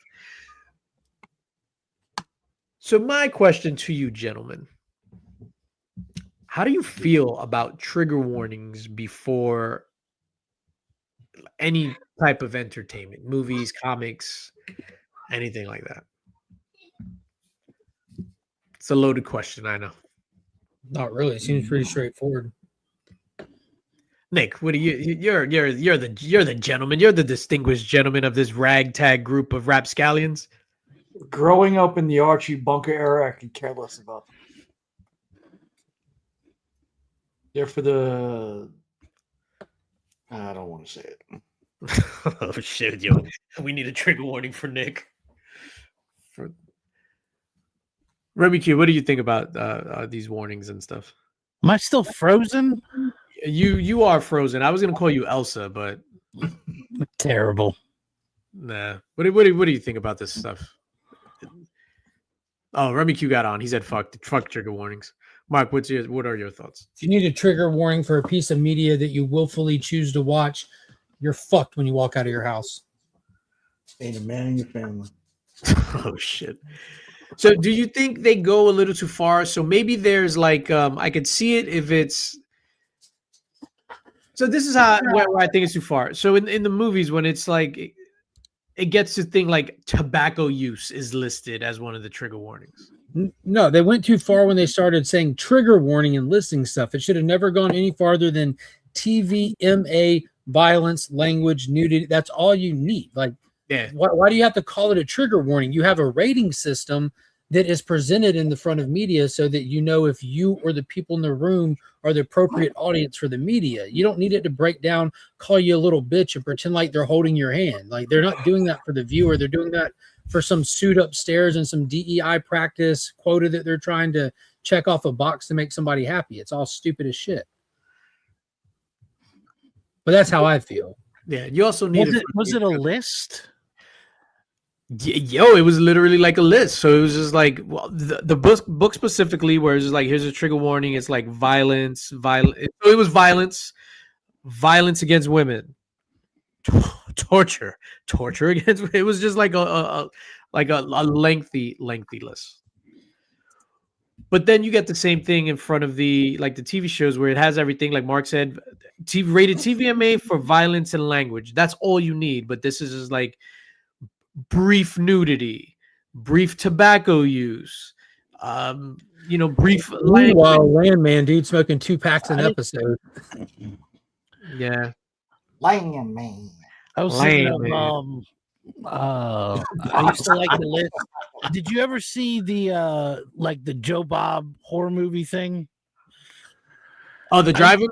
Yeah, I used to love when he would do the list and that. He'd be like, tonight's movie, you're going to see 3 decapitations, 4 limbs ripped off by a horse. And it wasn't a trigger warning. It was a hype warning. Get ready. No, but that's what I'm saying. Like, I would always get excited. I was like, yes. He's like, the beer can crushed through somebody's skull. I was like, yes.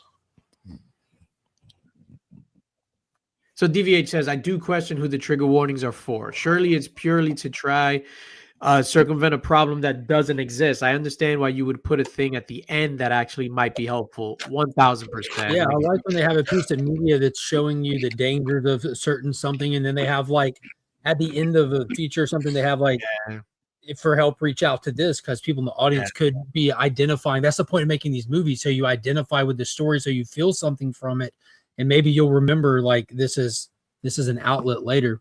That's nothing wrong with that at all. And that was the whole thing too with like the after school specials back in the day. Like, I don't know if you guys are old enough to remember those, but I know Nick and I are.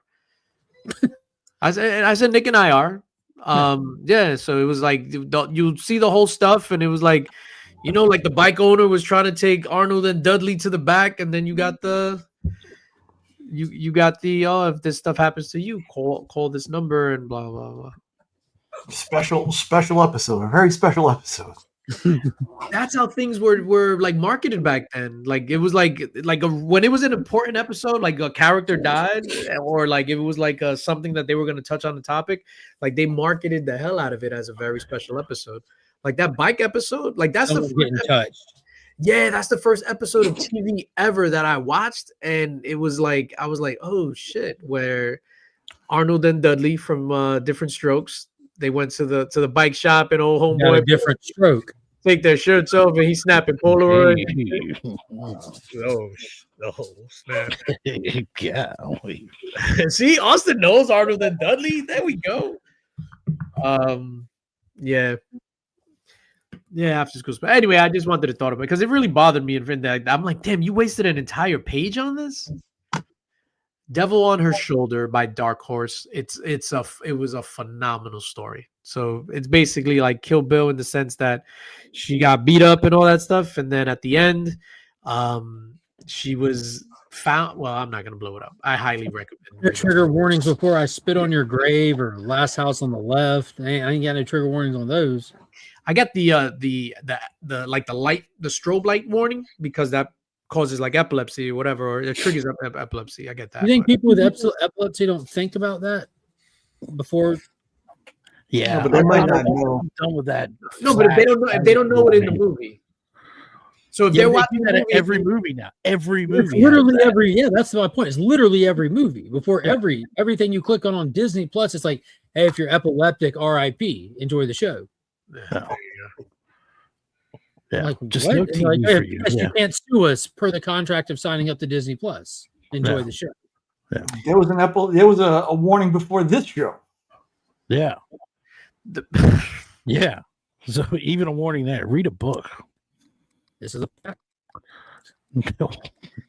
Sledge, nice one, Sledge. That was a good one.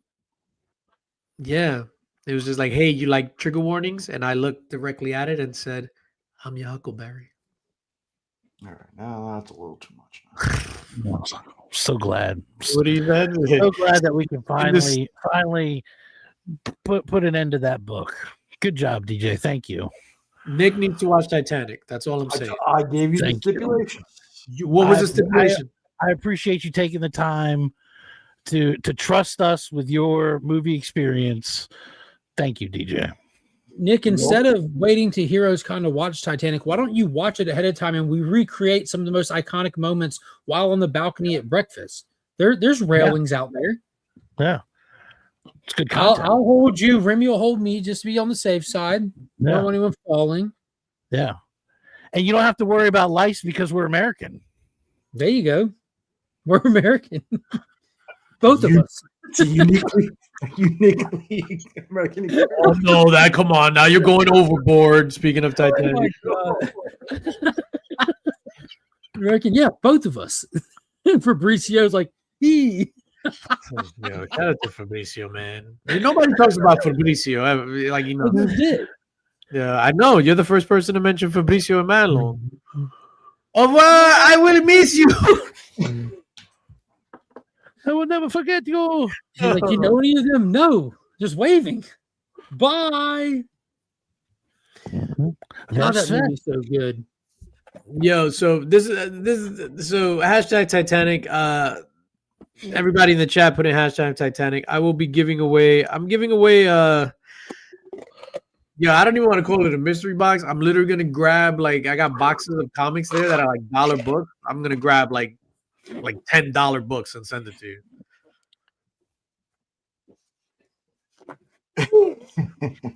Breaking news: 3 con idiots at a con. Oh, thank you for thank you for that. 3 con idiots at a con tried to recreate a scene from Titanic and are now in traction. Oh, that's the thing about it is that railing leads right onto a subway station, doesn't it? Oh no, that's a little bit further down. Epic breakfast. Hmm. So DJ, what are you doing this weekend? What am I doing this weekend? I'm actually gonna go get my Christmas tree tomorrow, man. Well done. Christmas. Yeah, I'm gonna get my Christmas tree. I'm really excited. It's just because we get like the artificial tree, and usually we keep it like for 4 or 5 years or whatever. Last year we got a brand new tree, amazing with the lights built in, and then we added more lights and all that stuff. So Rupert, my beautiful sweet little kitty, my good time boy, my kitty, Get that, bud. he slept in the tree and he like totally ruined it. So we threw it out, and now we gotta get another tree. So we're gonna get a tree. What do trees cost nowadays? Too much. Like live trees, I meant. Because I know artificial ones could be like $400, $500, $600. Yeah, I don't know the real tree because we can't get it because of the cat. Real one's like $60, $70 for like 6 to 8 feet. I recommend going to Home Depot to get them. I've always gone to Home Depot. That's where we went last year. That's where we're going tomorrow. Yeah, Home Depot. Yeah, dude, I love them. We're hopefully going this weekend as well. I got the boxes out here with the ornaments and the lights sitting next to me. Nothing beats that smell. Yeah, that railing leads 3 stories down to use condoms on the sidewalk. The orders will land on the dildo doll. The dildo, the freaking That's on a good day. Crazy. fleshlight. Yeah, it was a flashlight, wasn't it? That shit smelled terrible. Felt even worse. Yeah, how did it taste? Jesus Christ. I believe I was frozen, but this arrived today. Hey, Hey, what is that? The Compendium? Yeah, it's the first one. But it's There are four of those, aren't there? yeah. This is the one with the dark cover. I see that. That's nice. With the red Hey, letter. speaking of the dark cover, did y'all watch the most recent episode of Welcome to Derry? Yes. Man, that was good. Refresh my memory. We got the reveal of kind of what we knew with his daughter and her kind of ushering the kids to it because it's using the image of her dad, and it kind of keeps her thinking that maybe like he's just possessed and there's a piece of him in there. Mrs. Kirch, however you say it, the old lady from It Part 2, confirming that was Pennywise's kid in the flashback in the other clown costume and stuff. Some really good stuff. Yeah, that scene on the catwalk was crazy. Yes. The scene on the catwalk. Refresh my memory. In the flashback to the 1930s, was it when it was black and white and it was at the hospital and she was ushering the little girl down to the boiler room and fed the kid to it? Yeah, that was crazy. And we also get more stuff at the black spot. You see it actually operating as like a hangout club, dancing and everything, and the mob shows up at the end. And we know from the lore that the black spot's going to get like destroyed and burnt down and stuff. Yeah, It's okay. It's just a balloon. It's just a balloon. Yeah. Shout out to Little Rich. That kid was getting busy on the drums. That was kind of corny as fuck, but yeah. Nah, that's sweet. That shit was dope, man. That reminded me of like when my parents used to have parties back in the day. So it's like we were little kids and we would like clean up the beers. Like that was our job, right? Take the empty beer bottles and the beer cans, bring them to the kitchen, and then like take like little swigs of it because there was like backwash left in the bottle, and it was like, oh, look at me, I'm drunk. That's how you got the herpes? That's exactly that one has a cigarette butt in it. Yeah. Yo, dude, drinking out of a Budweiser can with a cigarette butt in it is nasty. It's nasty work. I'm thinking about it. When it called it Papa, it snickered like, do you believe this, ho? Welcome to Dairy Trigger Warning. Lots of kids die in this series. You were warned. You keep watching and complain later, you are a fucking idiot. Not to be confused with con idiots. Con idiots out of con. Joe was savage tonight. Yeah, I don't know. I think our tribute to the late great actor that played Chung Li, not Chung Li. Jesus Christ. Oh, snap. Toasty!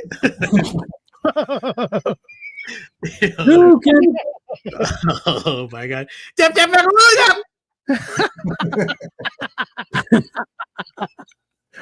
No. It's fa la la la la la la la la. I'm so Ron Reed. Which I heard was actually ad-libbed. That was made up on the spot. What are you talking about? I don't know. I don't Story. Story. Yo, dare I say I've never seen Christmas Story? What? Bro, lying, dude. I've never seen Christmas Story in its Have you entirety. seen Jingle All the Way? I've never seen Jingle All the Way, no. I Oh, thought you were an Arnold fan. Yeah, I purposely never seen Jingle All the Way. Oh, it's so good. it's just dude. good. It's funny because I'm favorite an Arnold movie. fan, but I hate Sinbad, so I don't know what to do in this scenario. Oh, you got to watch this episode of It's Always Sunny. You're like, all right, he's cool now. Shout out to Sinbad. And then Rob Thomas are in a nut house together. All right, let's draw for this. This is going to be a fake ass mystery box. Man, and when I tell you, it's More like a kiss ass mystery box. yeah. This is not going to be like, oh my god, I got this thing. Hey, This guy's winning everything lately, isn't he? I got you, Steven, with a C. I'll send you this mystery box. What else we got? Something. Oh wow, dude, you should watch both of those like today. Yo, both of so those are really good. I saw It's a Wonderful Life last year for the first time. It's good, isn't it? Bro, that shit, that made me want to run down the street yelling "Merry Christmas" to people. But then I remember that I'm a curmudgeon. But It's a Wonderful Life was phenomenal. Ding. Top 3 Christmas movies. Merry Christmas, Mr. Nick. March of Merry the Wooden, Christmas, Remy. in no particular order. March of the Wooden Soldiers, Oh, Pass. pass. It's a Wonderful Life, and A Christmas Story. All 3. Jingle All the Way, Christmas Yeah. Chronicles, and A Christmas Story. Bad Santa. Remy, what are your top 3 Christmas movies? Home Alone, Oh, Die Hard. Christmas Story, Mm. and I like the Jim Carrey Grinch. Mm. Interesting.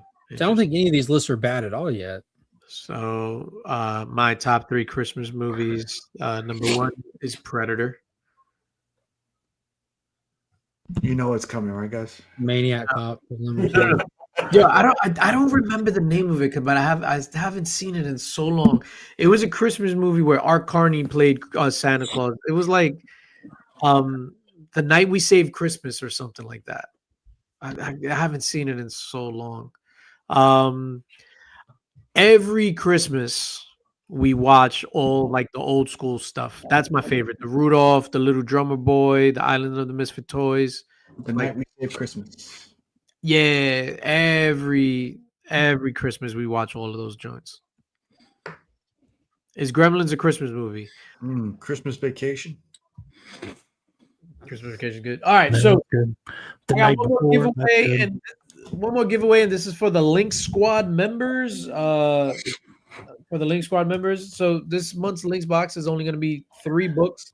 So you're going to get a cover, a custom sketch cover of Immortal Hulk #1 done by Chad Schudel. Oh, that's Oh, awesome. wow. Yeah, man. Looks amazing. So this is art, ladies and gentlemen. This is art.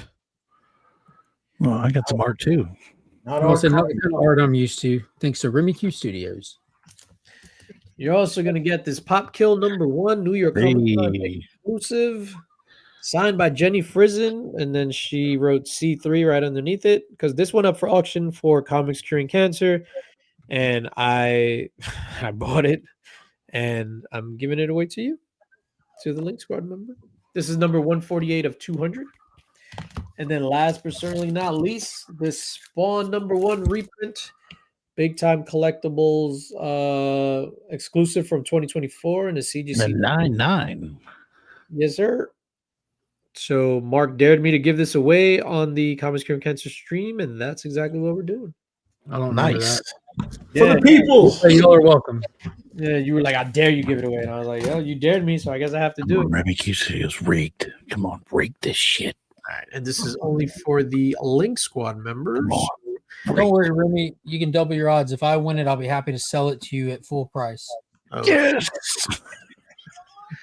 all right. I'm gonna have to sell a few pairs of shoes before I can buy it. Hey, Remy kicks How are your shoe journeys? What's that?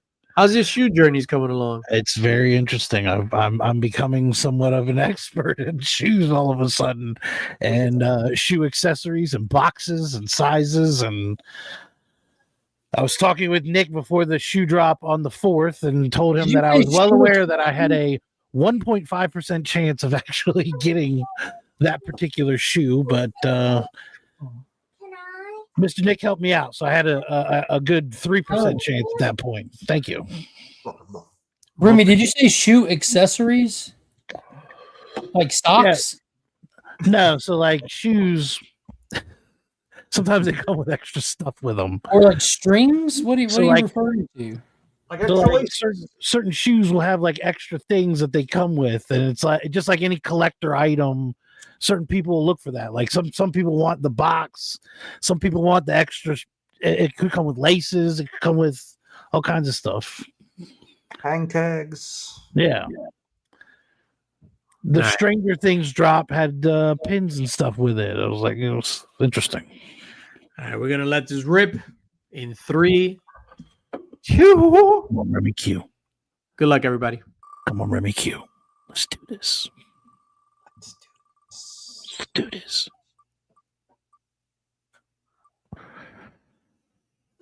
Hey! It's coming to Texas. Hold up, wait a minute. This That's guy, a winner right there. Hell yeah.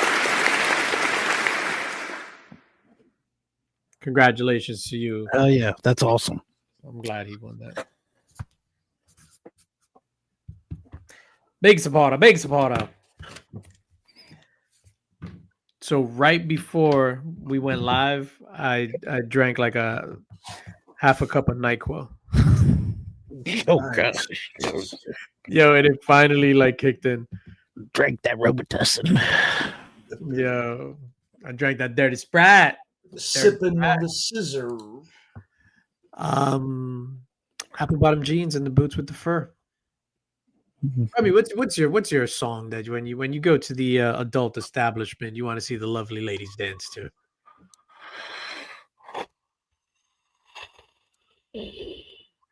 All right.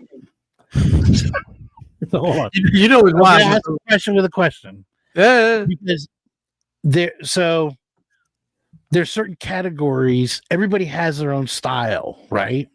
Hey. So like girl number one is gonna be like the glamour girl, you know what I mean? And then you have the one that comes out who's in like the sports theme, you know what I mean? They all have different themes, and there's like the biker chick. So it's like, is there a particular category that you're talking about?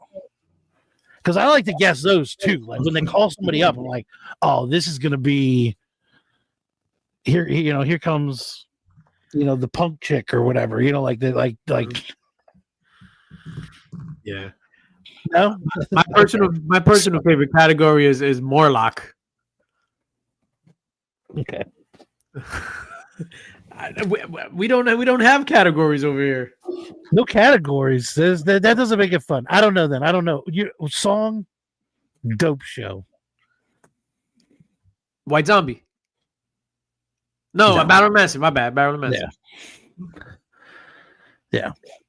Switches things up. There's going to be a lot of hip hop being played. You know what? We'll put some Marilyn Manson on and see what you can do. Stars in the dope show. I'm gonna go and put on some. I'm gonna request some Brandon Lake in the strip club. That's a crazy answer, bro. Yo, give me some Brandon Lake. I'm trying to change all their lives. I'm trying to better. Next girl coming out in a turtleneck. Turtleneck. Oh shit. Oh man. I love Brandon. Next girl comes out, starts putting on clothes. Exactly. Where's my jacket Oh man. and scarf? Nick, what's your favorite song? For the strip club, No Sex in the Champagne Room by Chris Rock.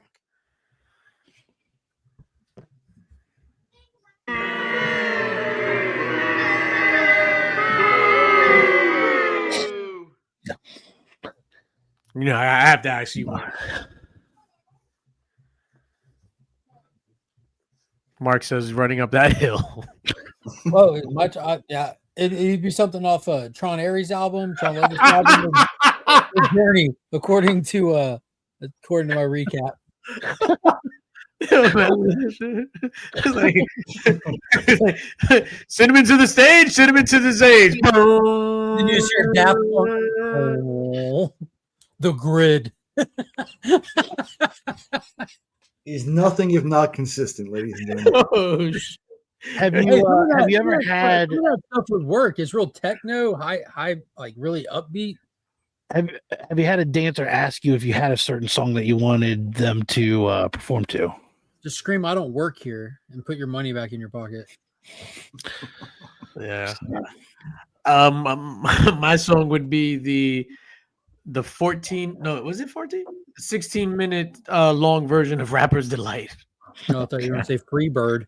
Rapper's Delight, the long version, please. Long version. Freebird. Wow, Freebird. Damn, now I want to listen to Dope Show. I'd like All to right. hear Queen side 1, please. The Fat Bottom Girls was a good one. I was just a little to make a good boy out of me. Oh, take me home tonight. No, that's not how it goes. I'd like to hear Last Breath by Creed, please. Gotta hear Creed. Wow, Stairway to Heaven. Imagine that stuff. Interesting. All right, ladies and gentlemen, we're gonna get out of here. This shit is kicking in, and I'm like dying. Mark, what do you got coming up? Work weekends, I'll be working, and then Friday. Today's Friday. Sunday at 8:30, we're going live for Out Weeks In, reviewing, talking full spoilers on Welcome to Derry, all the news from the week, and the comics from this week. It was a big week, a lot of good stuff, a lot of fun stuff to talk about. A lot of good comics this week. A lot of good comics. I didn't pick that up. I'm not doing that. I'm not picking that up. I'm not picking up Terminator Metal. I didn't pick that up. Superman versus Captain. If you're reading DCKO, you need these this fight month. So all those 1v1s, like I read I that. don't think you necessarily. I don't know if you need it yet because it's only the first one that came out. But dude, this was That was acceptable. good. It was Night fight was good too. fight was really damn good. Like in the feels too. Yeah, I just don't want to get all tie-ins and stuff like that. Oh, you don't have to get all tie-ins for sure. Yeah. Sure. You could Need be to reading see that on DC upper- Universe. Yeah, this is available day of on the app. Daddy, put this Yeah. on. Are you guys excited for Absolute Joker 15? Absolute Batman 15. Absolute Batman, yeah, first appearance of Joker. It feels so long already. Like I feel it should have been out already. You know, it's like they've been hyping it up for months already. They're super hyping it up. I still haven't finished it yet. After seeing what he did in Bane, I haven't Bane started. Jam, I haven't finished it yet. How many issues are you in? Even if you're like 2 pages in. No, I'm 2 issues in. And what do you think? It's phenomenal. So this is the thing. I wasn't going to give it a chance at all. Okay. I saw a video. It got me mildly interested. You guys were like, hey, you have to check this out. I was wrong. So I apologize. Why was Billy Zane in it? It was rude and insensitive of me to assume that this was going to be goofy. It is fantastic. So no, it gets goofy, bro. It's so good though. Yeah. So that collects issues 1 through 5. If you send Mr. Steve Berklin of Burke Family 54 Comics, if you send him your email, he'll send you all the back issues and he'll also send you the new issues when they come out. He gets them early for review. So he'll add you to that list. Dude. And then you don't have to spring for it. Shout out to Burke for the hookup. Yeah, Burke is dope with that, man. DVH, I finished right before this all my new books for the week. And then the next thing I'm going to read is In Bloom. So I picked up the 5 issues. Like Dr. Von Who mentioned it on, I think it was the 9-panel grid stream where we were talking about underrated books or underappreciated like storylines. And he had recommended In Bloom. And whenever someone always says that something is their favorite, I always go out and I grab that. So I was able to grab all 5 issues near mint, cover A's, and I'm looking forward to cracking that. Right? Aquaman Ongoing is my favorite. Invincible is my favorite. I saw the cartoon, and Mark, I'm going to have to make a decision. It was either that or Tombstone. I went with Tombstone. That's fair. You gotta read that. Yeah, I'm working on Invincible right now, Nick. Who was it? Daymare sent me the first compendium of Invincible just on a wag because we mentioned it during that stream, DJ. I'm like, I'm more likely to read it than I am watch it. And I've been chugging through that. So without blowing anything up, Nick, with Invincible, how far into it did the show go? I don't know. I can't correlate. But for. there are certain things like that are different. The fight with what's his face didn't take place until like issue 80 something. I think like halfway through the run. Conquest? So I think it was like 170 issues, and I Yeah. think they went halfway through it. But some things were different, like the fight with the female Viltrumite went a lot differently. But it was good. It was good. But I have to ask you: are you up to date on Void Rivals? Yeah. All right, so I'm through like the first 6 issues, and I'm still trying to figure out what the hell is going on. Yo, I'm gonna be completely honest. I'm up to date with Void Rivals. The Void Rivals, just because I love the characters Salila and whatever the guy's name is, Derek. Right. So for me, it's almost like Starlord and Gamora. That's like their relationship that I got on. So it just takes place in the Transformers universe. Is that? Yeah, and then there's some, like in the first issue you saw the Transformer at the end of issue number 1. Later on down the line, there's going to be some more interaction with Transformers and then like Energon stuff, and they talk about that. Like it's heavy on the Energon stuff. For me, the Energon universe, everything in that, including Void Rivals, did not live up to the expectations. I'm ready to drop Void Rivals as well. I dropped it all.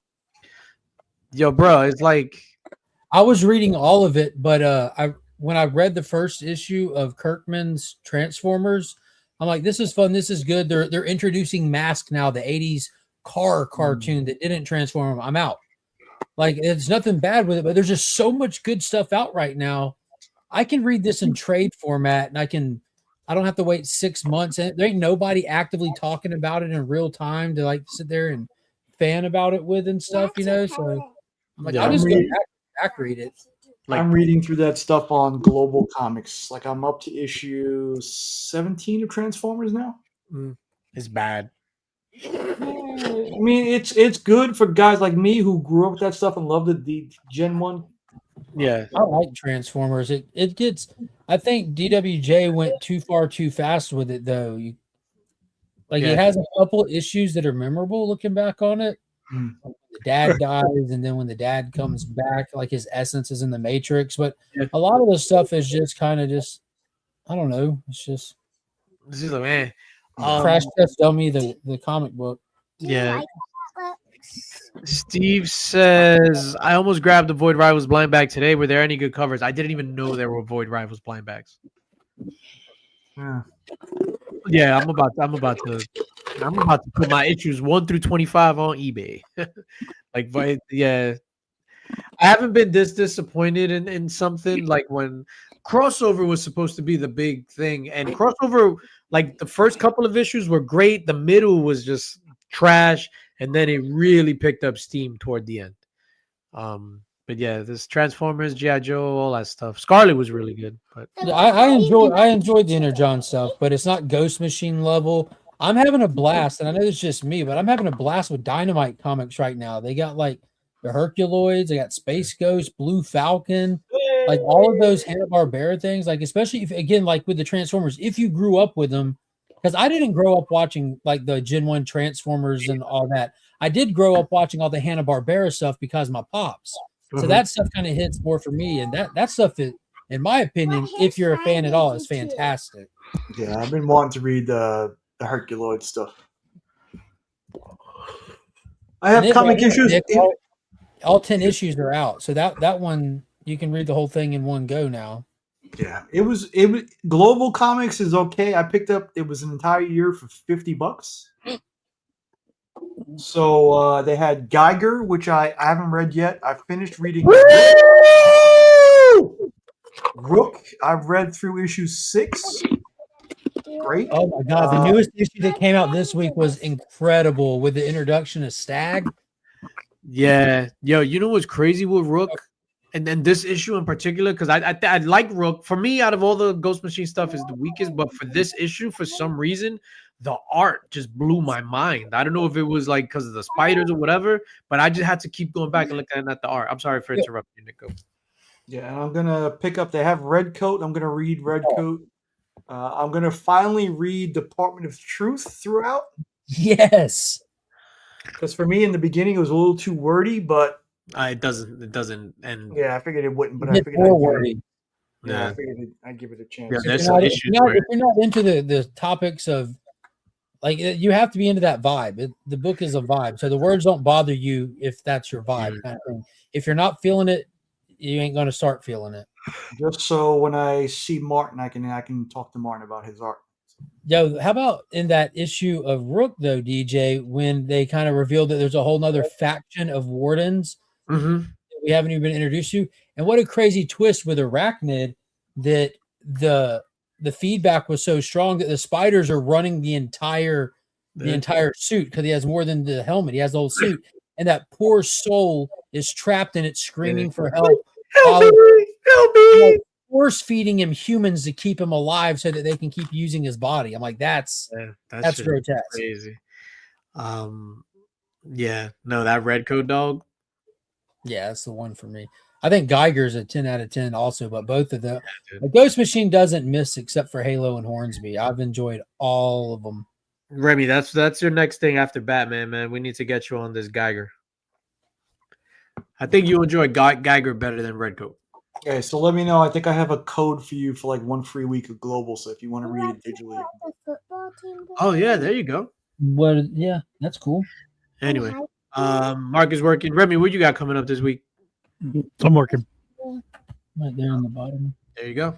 on that side. Nick, what do you got coming up this week? I am picking up the brand new puppy tomorrow.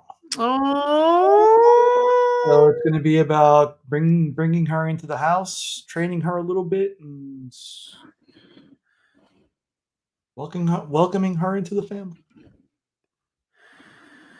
Mother is the name for God on the lips of all children. Which was not in the comic, by the way. Have you read that book? You haven't read that book yet, huh? Have any of you read The Crow? No. I'm not depressed, so no. That line wasn't that's one of my favorite movie quotes of all time, dude. Yo, this kid literally anything in reach. It's amazing. Yeah, that's one of my favorite movie lines of all time. I love The Crow. What have I got going on this week? Nada. Absolutely nothing. We'll see you next week here on the old DJ Linx YouTube channel in the mix. What the hell is that? That's Yeah. James L. Barr's personal pen. Nice. I'm gonna go grab my Christmas tree. All right. Bye, monkey. Bye. Be a multi-poo. What? All right, ladies and gentlemen in the chat, thank you for hanging out with us on a Friday night. We went 2 full hours, and your boy's out of here. Everyone have a safe weekend. Have a safe, fun weekend. Stephen C. I will. I'm owing to Remy's book. Oh, look at those beautiful puppies. Those are puppies. She's the smaller one. Oh. Oh, Nick said he's eating those tonight. No, Mm. do not eat them. You'll see it next week. Oh, Taking Tyler's place. Are they- Happy are they- birthday, Tyler. Oh no, that's on your phone. Okay, Oh, should so adopt the cute. dominant one. Adopt both of them. I tried. She sold the other one. All right, we're gonna get out of here. Peace out, everybody. Have a great weekend. Boom.